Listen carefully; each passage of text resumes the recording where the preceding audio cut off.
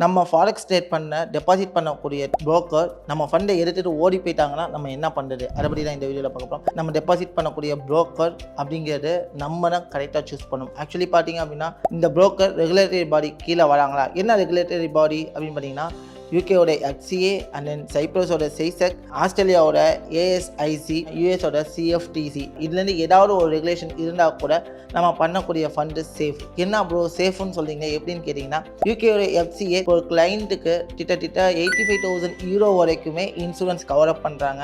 SEISEC வந்து ஒரு கிளைண்ட்டுக்கு 20,000 euro வரைக்குமே இன்சூரன்ஸ் கவர் அப் பண்ணுறாங்க. ASIC அப்படிங்கிறது இறுக்கி டைட்டாக பிடிக்கிற அளவுக்கு ஸ்ட்ரிக்டான ரூல்ஸை வச்சு தான் அவங்களுக்கு ரெகுலேஷன்ஸே தராங்க. யூகேயோட FCAஓல ASIC ரெகுலேஷனுக்குள்ளே வந்தாங்க அப்படின்னா கம்பல்சரி 2 அக்கௌண்ட் வச்சுக்கணும். அதாவது என்ன அப்படின்னா, கிளைண்ட்டோட ஃபண்டை தனியாக மெயின்டைன் பண்ணணும் அண்ட் தென் புரோக்கருடைய கம்பெனி எக்ஸ்பென்சஸை தனி ஒரு அக்கௌண்ட்டில் மெயின்டைன் பண்ணணும். இதனால் உங்களுடைய கிளைண்ட் ஃபண்ட்லேருந்து புரோக்கர் எந்த ஒரு எக்ஸ்பென்சஸையுமே யூஸ் பண்ணிக்க முடியாது. சப்போஸ் புரோக்கரே திவாலானா கூட உங்கள் ஃபண்டு சேஃபாக இருக்கும். இந்த புரோக்கர் ரெகுலேஷன்ஸ் கீழே வரக்கூடிய புரோக்கரில் தான் நான் ட்ரேட் பண்ணிக்கிட்டு இருக்கேன்.